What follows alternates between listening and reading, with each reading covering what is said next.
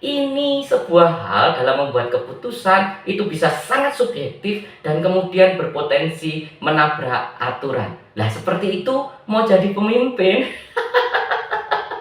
Karena itu bagi saya obrolan Anies Baswedan dengan Mary Riana justru banyak membuka aib Anies sendiri, membasuh muka dengan air liur. Anies berusaha menaikkan citranya, tapi justru aib-aibnya terbuka dengan sendirinya. Minimal bagi saya sih, kalau bagi pendukungnya ya tetap saja jenius, hebat, pemimpin masa depan.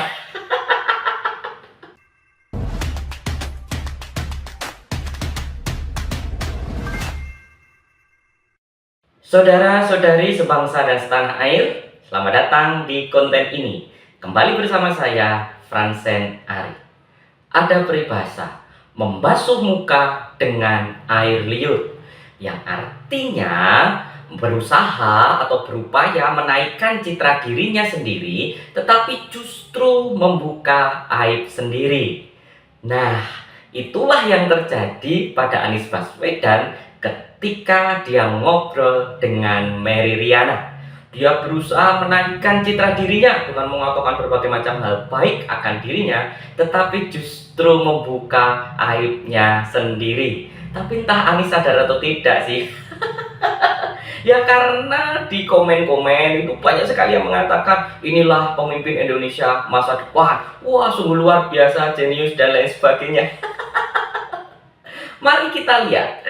Yang pertama, ketika membicarakan JIS, Anies terlihat tidak punya simpati atau empati kepada masyarakat yang kesusahan. Saat membahas Jakarta International Stadium yang disebut mahakarya oleh Anies, dia lebih banyak bercerita tentang luar biasanya pembangunan, tentang teknik yang digunakan untuk mengangkat atap sehingga itu menjadi pertama di dunia dan sekarang menjadi bahan penelitian di seluruh dunia. Itu klaim Anies ya. Lalu dia juga menyampaikan soal rasa haru, bersyukur karena bisa membangun bangunan yang megah mulai dari tanah kosong, tetapi tidak menyinggung sedikit pun soal ruwetnya atau soal kesulitan para penonton yang menonton konser Dewa 19. Padahal obrolan ini dilangsungkan sesudah terjadinya keruwetan itu. Sama sekali tidak disinggung soal kelemahan itu. Padahal mereka tahu ada itu. Atau jangan-jangan nggak baca koran kali ya. Nah ini kan menunjukkan demi citra dirinya, Anies sama sekali tidak mau menunjukkan kelemahan karya yang kemudian sudah dibangunnya. Meskipun karya itu pada akhirnya menyusahkan masyarakat. Nah ini kan bahaya toh kalau jadi pemimpin. Mosok sih mau dipilih? Di mana rasa keadilannya? Yang kedua adalah soal utang 50 miliar rupiah. Ya ini sudah banyak dibahas oleh berbagai narasumber dari teman-teman Siwot, juga sudah banyak membahas ini bahwa Anies mengakui bahwa ada pinjaman, bukan, dukungan yang kalau menang tidak perlu dikembalikan, tetapi kalau kalah harus dikembalikan. Ya sudah banyak yang membahas bahwa ini aneh, bisa jadi ini adalah praktek jual beli politik. Kalau menang nanti lalu diberi jabatan atau diberi proyek-proyek tertentu untuk mengembalikan uang yang sudah diberikan itu. 50 miliar loh, lebih banyak dari keuntungan Formula E. Ya saat itu sebenarnya memang janggal. Mosok ada orang memberi utang atau pinjaman, tetapi ketika menang justru tidak dikembalikan. Ya kan bisa saja diganti dengan proyek atau jabatan. Wajar kan kalau ada orang menilai seperti itu. Tetapi Anies merasa itu tidak salah. Justru dia mengatakan, nah praktek seperti ini yang seharusnya dilakukan di Indonesia. Jadi tidak ada kemudian jual beli jabatan kepentingan lalu privilege tertentu. Yaitu kata Anies, maka dia meminta cara yang dilakukan soal 50 miliar rupiah ini dilanjutkan oleh orang lain. Nah ini kan menunjukkan seseorang yang tidak mau mengakui kesalahan, padahal itu keliru, tetapi tetap tidak mau mengakui dan membungkusnya dengan kata-kata yang kemudian indah, seolah itu hal yang baik, padahal nggak baik itu. Masa kayak gini menjadi pemimpin? Lalu yang ketiga, ketika ditanya soal radikalisme atau ormas-ormas radikal, yang seperti biasa, Anies menjawabnya adalah tunjukkan pada saya selama 5 tahun di Jakarta kebijakan yang tidak berpihak kepada minoritas atau yang kemudian membuat membuat friksi atau membuat keributan di Jakarta. Tunjukkan. Ya jelas tidak ada. Kalau mau dikatakan begitu, membuat kebijakan yang nggak mungkin terang-terangan, bisa dikritik banyak orang kok. Tapi pilihan sikap Anies terhadap orang-orang yang terkena radikal jelas menunjukkan itu. Masih ingat toh reuni 212 itu selalu bisa terjadi di Monas pada zaman Anies. Belum cukup, saat ada aksi bela Palestina dan lain sebagainya, itu Anies selalu terlibat, bahkan memakai syal Indonesia Palestina.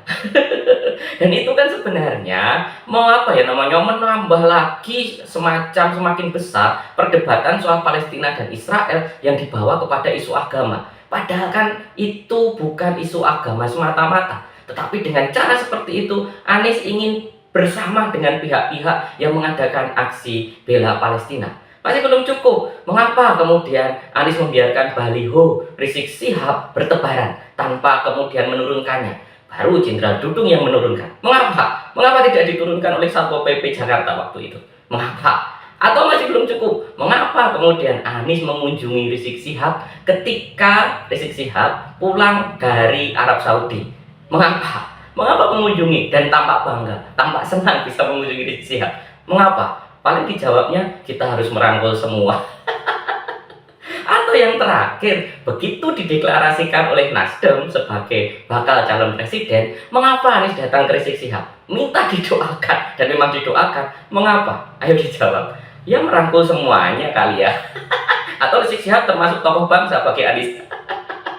Maka harus kemudian didatangi dan mohon doa. Itu loh, hal-hal seperti itu, pilihan-pilihan sikap seperti itu yang menunjukkan bahwa Anies kemudian dekat dengan mereka yang radikal.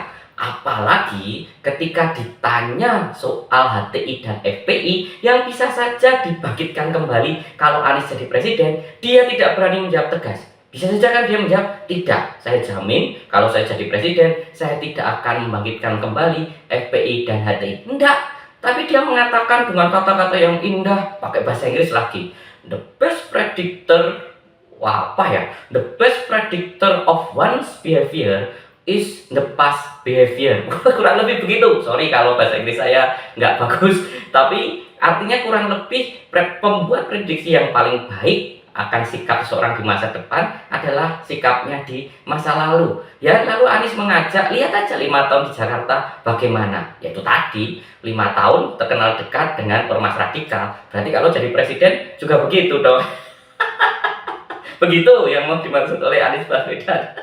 Kenapa nggak berani tegas? Tegas saja, nggak akan membangkitkan kembali. Misalnya begitu, nggak usah pakai kata-kata indah. Itu yang ketiga soal radikalisme. Yang keempat adalah soal caranya membuat keputusan. Dengan tegas dan dengan kemudian meyakinkan, Anies mengatakan, saya kalau membuat keputusan itu 4 hal. Pertama, rasa keadilan. Apakah memenuhi rasa keadilan? 2, apakah memenuhi kebutuhan bersama? Yang ketiga, apakah masuk dalam akal sehat? Lalu yang keempat, barulah regulasi. Jadi tidak semata-mata regulasi. Itu yang dikatakan Anies loh. Pertama, soal rasa keadilan. Yang kedua, kebutuhan bersama masyarakat. Lalu yang ketiga adalah soal akal sehat. Dan yang keempat, baru regulasi. Lalu dia mencontohkan beberapa kebijakannya. Misalnya soal pembangunan Taman Maju Bersama. Taman yang katanya konsepnya itu bukan garden tetapi park, sehingga anak-anak kurang mampu bisa bermain bersama. Lalu pelebaran trotoar. Itu juga untuk membuat orang-orang bisa jalan di trotoar, jadi tidak hanya dinikmati oleh orang-orang elit saja, naik mobil, langsung masuk gedung, dan lain sebagainya. Juga soal pembatalan pelarangan motor di jalan-jalan tertentu, juga pembangunan anjungan di Bundaran HI. Itu semua untuk menunjukkan rasa keadilan, kebutuhan masyarakat yang lebih luas. Yang paling tidak, itu yang dirasakan oleh Anies sih. Tapi kita hargai saja, kan kadang-kala ya kita harus menghargai apa yang dirasakan oleh Anies. Kita anggap saja bahwa itu, hal-hal itu semua memang melalui 4 langkah itu. Rasa keadilan, kebutuhan bersama, kemudian akal sehat, dan akhirnya soal regulasi. Tetapi bagaimana dengan kebijakan yang lain? Soal membangun tugu misalnya, membangun tugu bambu, tugu batu, tugu sepatu, tugu sepeda, dan lain sebagainya. Apakah ada rasa keadilan di situ? Apa rasa keadilannya? Apakah itu kebutuhan bersama? Apa kebutuhan bersamanya? Dan apakah itu masuk akal sehat? Enggak loh sebenarnya, tapi tetap dilakukan tuh. Ya mungkin loh ya, mungkin karena itu hanya membangun tugu benda mati, kan katanya mau membangun manusianya. Itu kemudian metodenya agak lain. Maka mari kita lihat juga karya fenomenal Anies yang lainnya, yaitu penyelenggaraan Formula E. Apakah ada rasa keadilan di situ? Kalau ada apa? Apakah itu menjadi kebutuhan bersama masyarakat Jakarta? Ya, apakah itu? Kok kayaknya tidak.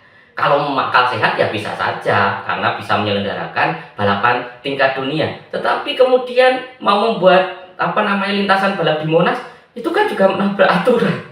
Tapi tetap dijalankan. Nah, gimana metode tadi? Rasa keadilan Formula E apa? Apakah itu kebutuhan masyarakat Jakarta? Ya atau enggak? Itu loh. Makanya Anies menunjukkan justru dia caranya membuat keputusan itu sangat subjektif. Rasa keadilannya sangat subjektif. Coba kita lihat bagaimana dia tidak melanjutkan normalisasi sungai dengan beralasan bahwa rasa keadilannya tidak mau kemudian menggusur. Mana yang lebih adil? Tidak menggusur atau mengurangi banjir di Jakarta? Subjektif sekali kan rasa keadilannya. Pemimpin yang menggunakan keputusan atau membuat keputusan dengan perasaan subjektif ini bahaya. Karena apa? Karena itu sesuai dirinya sendiri, tidak untuk kepentingan masyarakat umum. Lagi pula ini juga rawan kemudian menabrak aturan. Masih ingat kan Anies pernah mengizinkan pedagang berjualan di trotoar, alasannya rasa keadilan. Masih ingat kan? Ada juga usulan agar pesepeda yang naik sepeda itu sepeda kayu bisa masuk jalan tol, dan bahkan mengizinkan pesepeda naik ke jalan layang. Alasannya apalagi rasa keadilan. Dan nanti kalau terjadi kecelakaan dan lain sebagainya bagaimana? Itu pada menabrak regulasi, menabrak aturan. Juga ketika menaikkan upah minimal provinsi lebih tinggi dari aturan yang sudah berlaku, alasannya juga sama, rasa keadilan. Tapi ya akhirnya kemudian kalah di pengadilan dan lain sebagainya. Itu loh. Ini sebuah hal dalam membuat keputusan itu bisa sangat subjektif dan kemudian berpotensi menabrak aturan. Lah seperti itu mau jadi pemimpin? Karena itu bagi saya obrolan Anies Baswedan dengan Mary Riana justru banyak membuka aib Anies sendiri, membasuh muka dengan air liur. Anies berusaha menaikkan citranya, tapi justru aib-aibnya terbuka dengan sendirinya. Minimal bagi saya sih, kalau bagi pendukungnya ya tetap saja serius, hebat, pemimpin masa depan. Itu saja untuk hari ini. Terima kasih sudah menyaksikan sampai akhir. Semoga berguna untuk Indonesia damai. Sampai jumpa lagi.